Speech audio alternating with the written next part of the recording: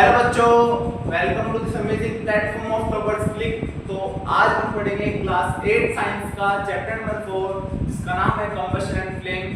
तो यहाँ पर देखिए 100% लर्नर गारंटी। यूट्यूब पे ये पहला प्लेटफॉर्म है जो आपको देता है 100% लर्नर गारंटी। और यहाँ पर बच्चे जो पढ़ते हैं उनको लर्न भी मेरे ध्यान से होता ही होगा। 100% गारंटी देता हूँ मैं, क्योंकि यहाँ पर पढ़ाया ही ऐसा जाता है ना।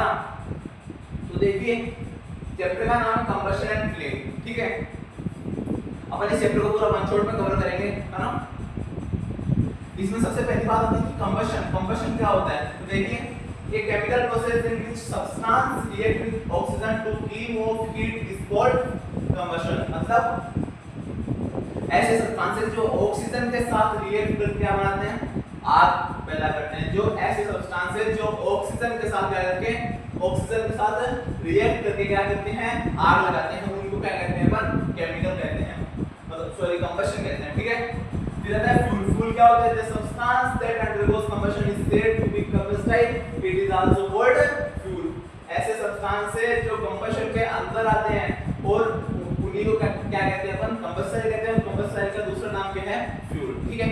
आई होप आपको समझ में आया होगा। वापस देखिए कि कंबशन क्या होता है, एक केमिकल साथ के साथ अपन को याद करते हुए चलना है ना। तो देखिए एक chemical process in which substance react with oxygen to give off heat is called combustion, ठीक है। इतनी बात समझ में आएगा। इसको दो बार फटाफट पढ़िए आप, दो बार अभी पढ़ लीजिए, अभी याद हो जाएगा आपको ना। फटाफट पढ़िए, फिर देखिए पढ़ लिया, उसके बाद में अपन आगे चलते हैं। Combustion has been done in the presence of oxygen. मतलब जो हमेशा आग लगती है, जो जहां पर भी जैसे मानो आग जल रही होती है, तो वो किसकी प्रेजेंस में जलती है, कौन सी गैस की प्रेजेंस में जलती है। कौन सी गैस की प्रेजेंस में जलती है, वो जलती है ऑक्सीजन गैस की। ऑक्सीजन गैस को कैसे लिखते हैं अपन, O2, ठीक है। ऑक्सीजन गैस की प्रेजेंस में क्या जलती है, आग जलती है, ठीक है। इतने में कोई दिक्कत नहीं है। फिर देखिए एग्जांपल आपकी बुक में दे रखा है। अगर मान लो मेरे पास एक गिलास है, ठीक है, एक गिलास है, उसके अंदर मैंने क्या जला रखी है, मोमबत्ती, कैंडल जला रखी है, ठीक है। तो कैंडल यहाँ पर अभी ये जल रही है, ठीक है। तो मैंने क्या करा, इसके ऊपर डब्बा रख दिया, मतलब एक कुछ भी जो प्लेट है वो रख दी, जिससे क्या होगा, अंदर एयर नहीं जाएगी। एयर का मींस ऑक्सीजन नहीं जाएगी, ठीक है। तो ऑक्सीजन नहीं जाएगी, तो मैंने अभी आपको बताया कि जो आग होती है वो हमेशा ऑक्सीजन गैस की प्रेजेंस में जलती है ना। तो यहाँ पर ये इसको अपन ने बंद कर दिया, तो अंदर जितनी भी ऑक्सीजन थी वो तो उसमें बर्न होगी। और जैसे ही मानो ऑक्सीजन नहीं जाएगी तो क्या होगा, यहाँ पर ये जो मोमबत्ती ये बुझ जाएगी। मोमबत्ती क्या हो जाएगी, यहाँ पर बुझ जाएगी, ठीक है। दूसरा आपके एग्जांपल दे रहे हैं ब्लैंकेट एंड पर्सन। जैसे मानो किसी भी पर्सन के ऊपर आग लगी, तो आप क्या करोगे, जो ब्लैंकेट होती है, जो आपकी चादर होती है, उसको पानी में भिगोके उस आग के ऊपर डाल दोगे। उससे क्या होगा, उससे ऑक्सीजन गैस, मतलब जो अपन गीली चादर डाल देंगे तो उसके पूरे चिपक जाएगी उसके शरीर के, और उसमें क्या होगा, वो जो व्यक्ति है जिसके आग लगी उसकी आग क्या हो जाएगी, बुझ जाएगी। क्योंकि आग किसकी प्रेजेंस में जलती है, आग ऑक्सीजन की प्रेजेंस में जलती है। आग किसकी प्रेजेंस में जलती है, आग ऑक्सीजन की प्रेजेंस में जलती है। इतना है आपको याद रखना है, ठीक है। तो अपन ने क्या पढ़ा, इसमें कंबशन पढ़ा, फ्यूल पढ़ा, और ये जो दो एग्जांपल ये पढ़े। और आप हमें ये जो है ना, ये याद रखना कि जो ऑक्सीजन गैस की प्रेजेंस में कौन क्या होता है, जो भी फायर होती है, जो भी कंबशन होता है, वो कौन सी गैस की प्रेजेंस में होता है, वो ऑक्सीजन गैस की प्रेजेंस में होता है, ठीक है। तो इसको फटाफट लिख लीजिए, साथ ही साथ हम लोग नोट्स भी बनाना है, इसको फटाफट जल्दी जल्दी लिखिएगा।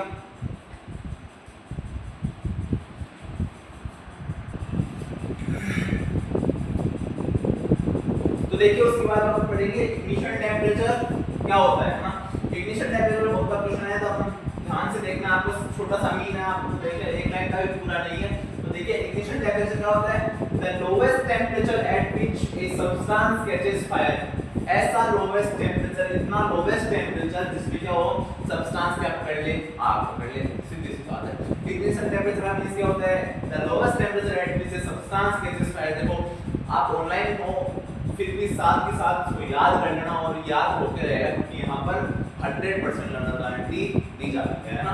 तो देखिए द लोवेस्ट टेम्परेचर, बोलो मेरे साथ एक बार, आगे बंद करके बोलेंगे, the lowest temperature at which a substance catches fire. The lowest temperature at which a substance catches fire, ठीक है, याद हो गया, इतना समय लगता है, ठीक है। तो फिर फिर देखिए इनफ्लेमेबल सब्सटेंस क्या होता है? Inflammable substance substances which have very low ignition temperature, इसका जो इग्निशन टेंपरेचर है वो क्या हो, सबसे लो हो, है ना, and can catch fire with a flame, मतलब आग के साथ क्या कर ले, आग पकड़ ले, ठीक है, उसको अपन क्या बोलते हैं, इनफ्लेमेबल सब्सटेंस बोलते हैं। तो देखिए बोलो एक बार, आगे बोल के बोलेंगे अपन, the substance which have very low ignition temperature and can catches fire with a flame, ठीक है, याद हो गया।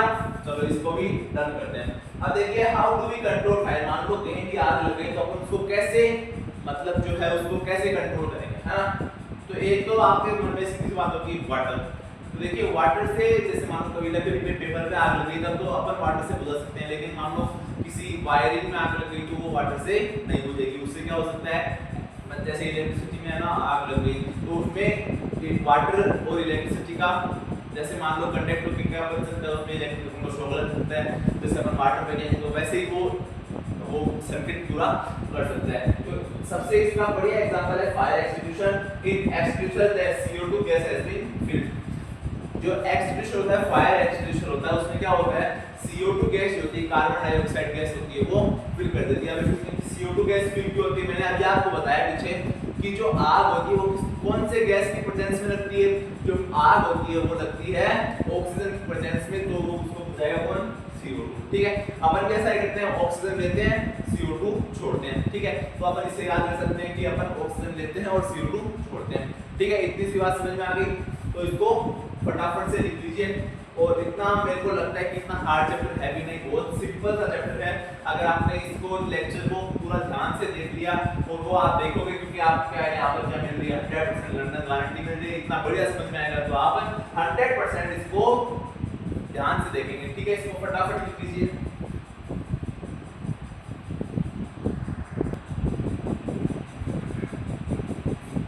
तो फिर देखिए इसके बाद टाइप ऑफ कंबशन, कंबशन कितने तरह का होता है, कोई भी आपसे पूछे, मान लीजिए आपके जो टेस्ट होते हैं, आपके पेपर होते हैं, उसमें क्वेश्चन आता है what is how many types of combustion, और व्हाट इज कंबशन वो आपको पहले से आते हैं, अभी आपने पढ़ा है ना।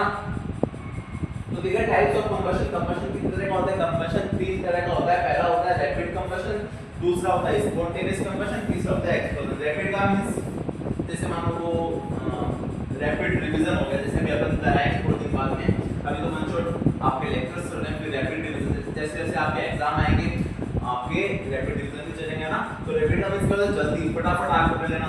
स्पॉन्टेनियस का मींस क्या होता है, स्पॉन्टेनियस का मींस होता है जैसे मानो एक साथ आगे बढ़ लेना, है ना। रैपिड और स्पॉन्टेनियस का मींस आप समझ सकते हो थोड़ा सा, है ना, आपकी बुक में भी ऐसे ही दे रखा है, लेकिन समझोगे तो बहुत इजी होगा। रैपिड का मींस जैसे एक बार ध्यान से सुनिए कि रैपिड का मींस क्या होता है, जल्दी से आप, है ना। रैपिड का मींस रैपिड, कोई अपन कुछ भी बात अपन करते हैं रैपिड, रैपिड के मींस में करते हैं ना, तो रैपिड कंबशन हो गया। फिर स्पॉन्टेनियस कंबशन हो गया, फिर होता है एक्सप्लोजन। एक्सप्लोजन का मींस जैसे मानो आपके जो दिवाली आती है, दिवाली में आप फायर क्रैकर्स लाते हो, आप पटाखे लाते हो, उसके अंदर क्या होता है, एक्सप्लोजन होता है। सबको पता है, एक साथ क्या होती है, बहुत सारी हीट एक साथ आके उसकी चिंगारी लगा के मतलब धमाका होता है ना, उसको कहते हैं एक्सप्लोजन कहते हैं। क्या कहते हैं, एक्सप्लोजन कहते हैं। तो इनको फटाफट लिखते हैं, इन तीनों के नाम आपको याद होने चाहिए, इनकी डेफिनेशन याद हो या फिर नहीं हो, लेकिन इन तीनों के नाम टाइप ऑफ कंबशन आपको याद होने चाहिए। इसको फटाफट से याद कर लिख लीजिए।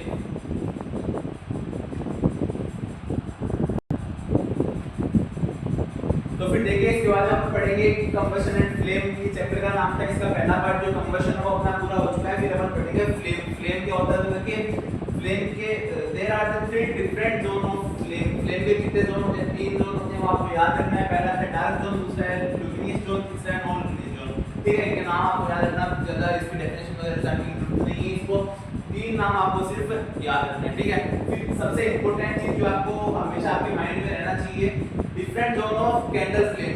कैंडल जो होती है, मतलब जो मोमबत्ती होती है, उसकी जो फ्लेम होती है, उसके कौन कौन सा पार्ट होट होता है, कौन कौन सा मॉडरेट होता है, कौन कौन सा रिस्ट पार्ट होता है। देखिए सबसे पहले outer zone of complete combustion. Outer zone मतलब जो मोमबत्ती होती है वो माचिस से मतलब अपन जलाते हैं उसको, तो उसका जो आउटर जोन होता है वो कंप्लीट कंबशन होता है, ठीक है। कौन से कलर का होता है, वो ब्लू कलर का, आपको याद रखना है, ठीक है। Middle zone of complete combustion yellow. कौन से कलर का होता है? येलो कलर का।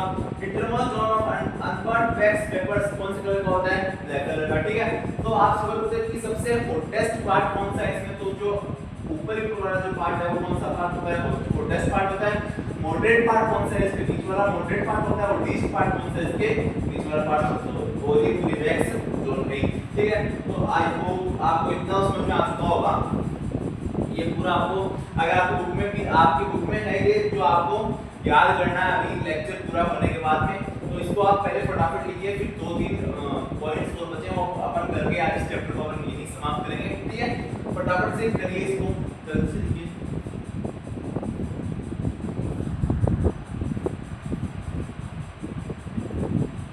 तो फिर देखिए इसका आगे अपन आते हैं फ्यूल। फ्यूल क्या होता है? तो देखिए would, charcoal, petrol, diesel, kerosene, ये सारे फ्यूल आपको भी पता है, जैसे इसमें पेट्रोल से गाड़ी चलती है, फ्यूल से चलती है। ठीक है, तो देखिए फ्यूल एफिशिएंसी में अपन सबसे पहले ये जो इंपॉर्टेंट चीज है कैलोरीफिक वैल्यू, उसके बारे में बात करेंगे कि कैलोरीफिक वैल्यू क्या होती है? Amount of heat energy produced on complete combustion of 1 kg of fuel. मतलब 1 kg फ्यूल में, फ्यूल कौन से होते हैं? पेट्रोल, डीजल, केरोसिन वगैरह। मतलब 1 kg फ्यूल में कितना एनर्जी प्रोड्यूस हुआ? कौन सी एनर्जी? Heat energy. कितनी हीट एनर्जी प्रोड्यूस हुई इसमें?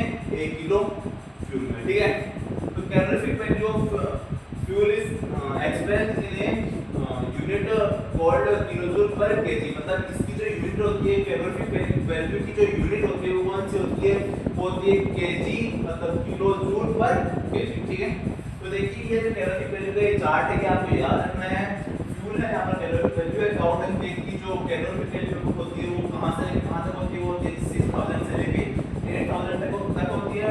फिर वुड की जो कैलोरीफिक वैल्यू होती है वो कहाँ से लेके कहाँ तक होती है? वो 17000 से लेकर 22000 तक होती है। फिर आता है कोल की जो कैलोरीफिक वैल्यू होती है वो कहाँ से लेके कहाँ तक होती है? 25000 से 33000 तक होती है।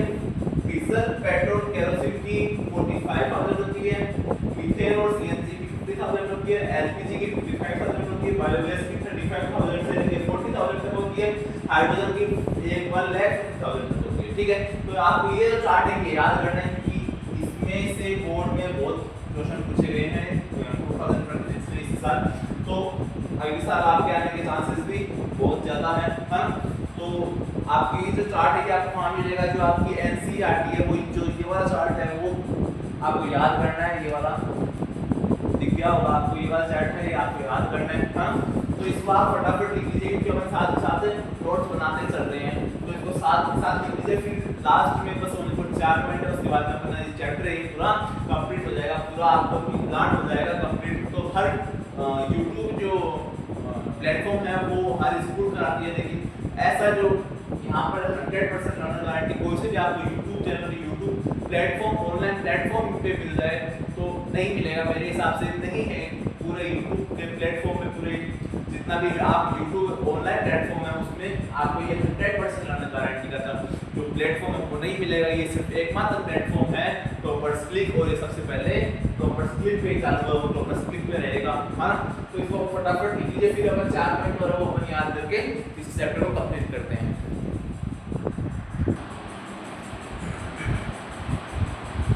तो फिर देखिए इसका में लास्ट अपना burning of fuel leads to harmful product.